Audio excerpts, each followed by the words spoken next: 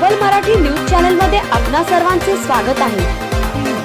Breaking news नगर top up petrol पंपासमोर 8 दिवसापासून एक truck खराब आहे। ट्रॅफिकला अडथळा होत आहे। ट्रॅफिक पोलिसांचा दुर्लक्ष। आज या ठिकाणी तुम्ही पाहत आहे नगर शहरामध्ये टॉपअप पेट्रोल पंपासमोर एक ट्रक उभा आहे। 8 दिवसापासून ट्रॅफिक पोलिसांचा दुर्लक्ष का होतं याच्याकडे लक्ष कोण देत नाही। हे किती दिवसापासून हे असंच पडणार आहे। डिवायडरवर जर गाडी नसताना म्हणजे हे गाडी तर आत्ता बंद पडलेली आहे इकडं, चला एक हे झालेलं आहे, पण ह्याच्यावर गाडी नसताना पण डिवायडरवर गाड्या चढतात। आता हे तर मध्येच थांबलेली आहे, म्हणजे किती ॲक्सिडेंट होणार आहे का? ॲक्सिडेंट व्हायचं आपण वाट पाहतोय का?